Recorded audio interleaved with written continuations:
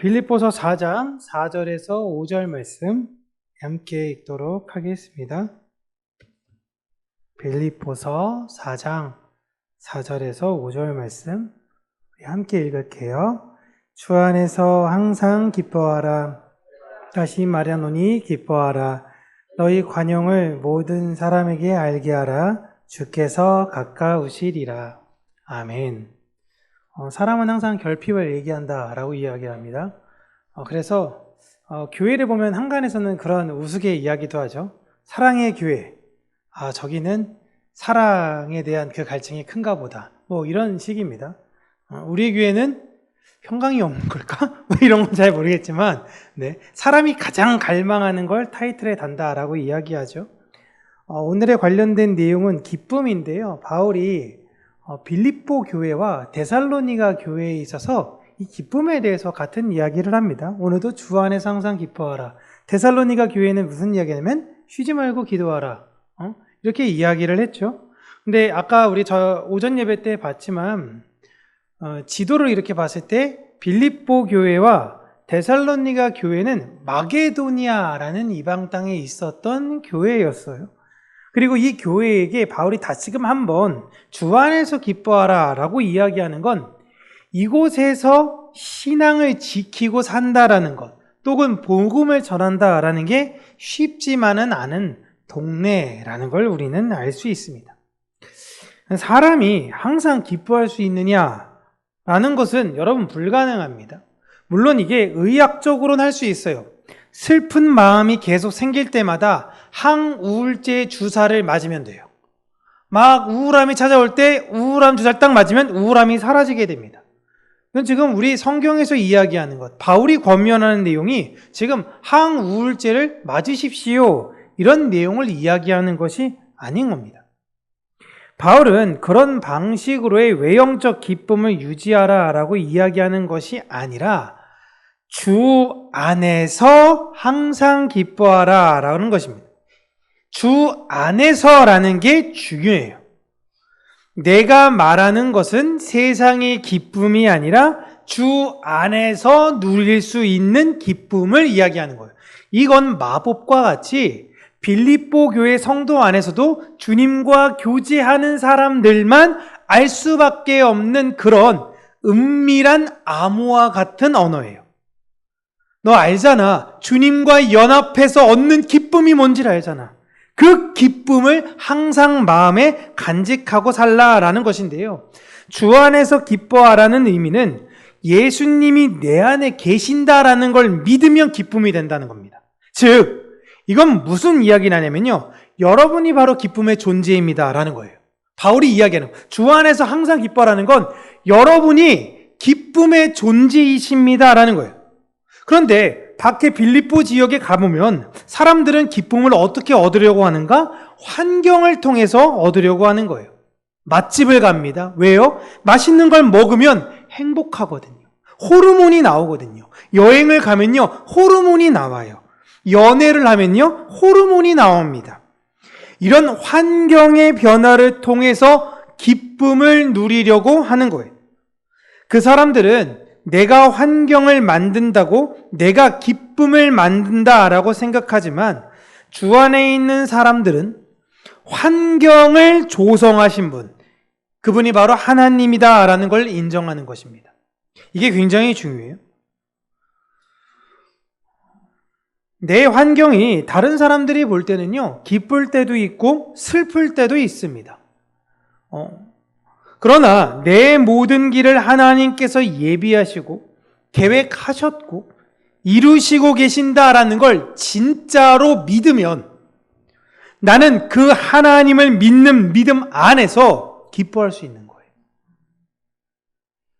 불확실한 세상 속에서 확실한 소망을 가진 자답게 살라는 의미가 주 안에서 기뻐하라라는 것입니다. 너희는 예수 그리스도를 소유한 사람들이다. 성령님과 동행하는 사람들이다. 불확실한 세상 사람들은 그걸 모르니 세상의 환경과 세상의 것을 통해 기쁨과 만족을 누리려고 한다. 그러나 너희는 다르다라는 거예요. 그래서 사도 바울이 에베소 교회에게도 권면했던 게 뭐예요? 술 취하지 말라.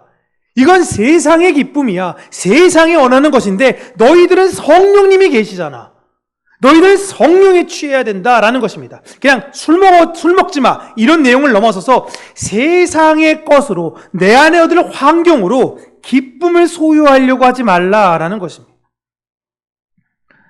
이들을 세상이 볼 때는요, 기쁨과 소망을 가진 사람으로 보일 수밖에 없습니다. 그런 기쁨을 가지고 사는 사람들이 다른 이들에게 보여야 하는 태도가 5절이에요. 자연스러운 관용의 태도인 것이죠. 요즘 여러분 보시면 조금만 손해를 봐도 싸우면서 내 이익을 얻는 것이 당연하게 된 시대가 되었습니다. 불과 한 30년, 40년 전만 해도 목소리 큰 사람이 이긴다라고 이야기했죠. 사고가 났는데 일단 큰 소리 치고 막 이야기하면은 경찰이 와서 그냥 보험이 없으니까 경찰이 와가지고 판단 내릴 때에 야 이거 목소리 큰 사람 얘기가 맞나 보다 해가지고 그냥 편을 들어줬어요.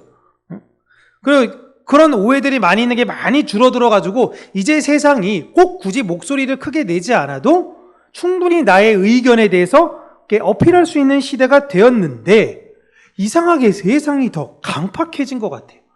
조금이라도 손해보지 않으려고 합니다. 제가 최근에 가장 재밌는 것 중에 하나가 무엇을 봤냐면 그 배달 기사들만의 쓰는 자기네만의 지도가 있다라고 이야기하더라고요. 그런데 그 아파트에 별표가 쾅쾅쾅쾅쾅쾅 박혀 있어요.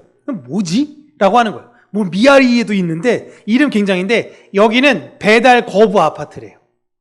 가면은 오토바이를 내리고 정문에서부터 오토바이를 내리고 헬멧을 벗고 물건을 들고 사인을 다 한 다음에 가지고 올라가서 주고 와서 다시 사인하고 헬멧 쓰고 오토바이 타고 가야 된대요.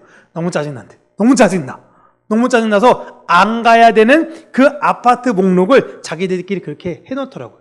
택배기사도 이 문제가 많았죠. 택배기사 가지고 지상으로 가려니까 지상으로 가지 마십시오. 지하로 들어가세요. 애들 다니는데 위험합니다. 지하 한번 차가 갔다가 차 한번 껴가지고 택배가 난리 난 아파트도 있었어요. 탑차가 얘가 껴버린 거예요. 껴가지고 막 못 들어가네 하네 해가지고 이거 어떻게 하네? 그래가지고 탑차를 그럼 줄이면 되지 않느냐? 다 자기의 이익에 대해서만 이야기하는 게 여러분 당연하게 된 시대가 되었습니다.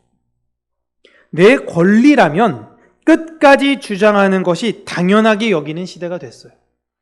가끔 저도 이 경계가 참 헷갈릴 때가 있습니다. 제가 교통사고가 났어요. 교통사고 딱 났는데 저희 보험사에서 전화가 오죠.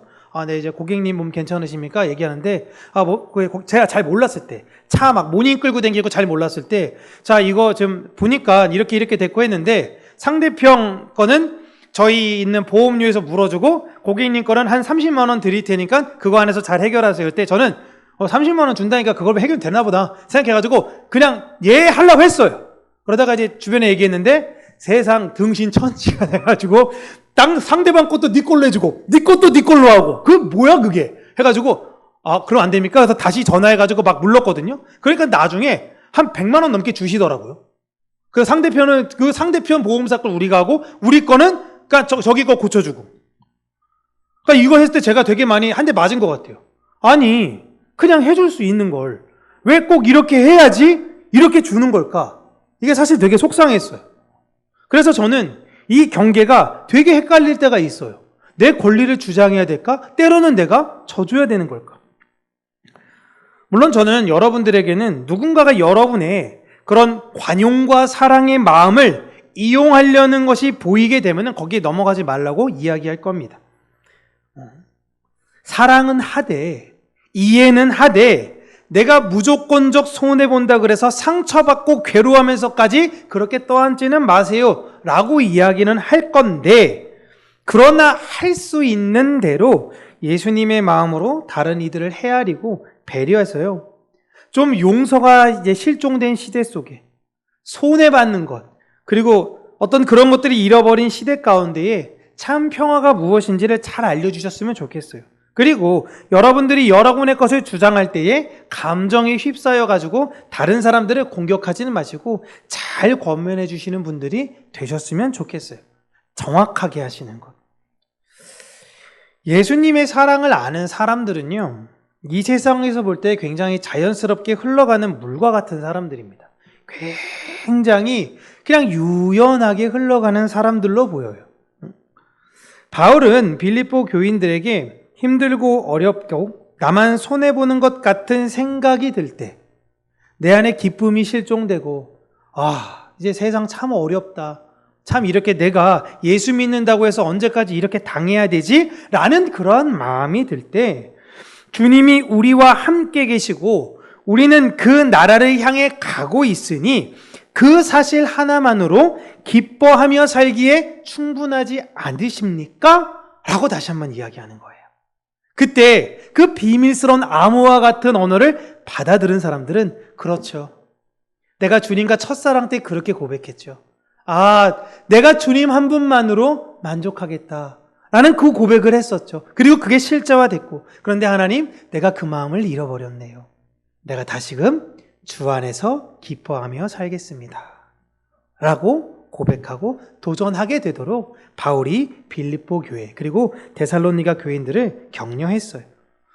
저희 또한 우리에게 이미 보장된 천국에 대한 소망을 믿고 사는 저와 여러분들 되셨으면 좋겠어요.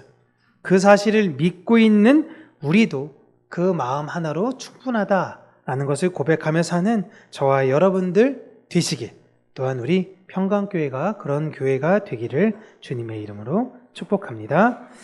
기도하겠습니다. 하나님,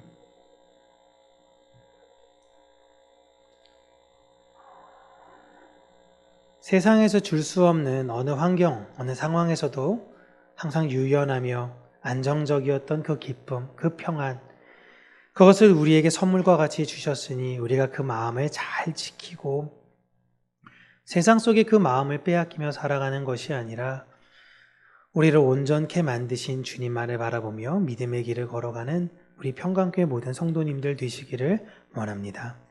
좌로나 우로나 치우치지 아니하신 예수 그리스도를 본받아 그 믿음의 길을 걸어가며 옆에 때로는 연약하여 무너진 형제 자매의 손을 잡고 그들에게 예수 그리스도의 그 기쁨과 예수 그리스도의 그 소망을 증거하는 우리 평강교회가 될 수 있도록 은혜 허락하여 주시옵소서. 어떤 이들은 큰 교회가 기쁨이 되고 어떤 이들은 많은 인원이 기쁨이 되고 어떤 이들은 튼튼한 재정이 기쁨이 될지는 모르겠지만 우리는 분명히 살아계셔서 내 안에 역사하시고 나와 함께 계셔서 나를 언제나 그 길 가운데로 선하게 인도하시는 주님이 계시기에 그 믿는 믿음 하나로 기뻐할 수 있는 심령들 되게 하여 주시고 우리에게 주은 것에 자족하며 힘들고 어려운 이 세상 속에 하나님의 마음을 잘 드러내며 보이는 우리 모든 성도님들 되실 수 있도록 은혜 더하여 주시옵소서. 예수님 이름으로 기도합니다. 아멘.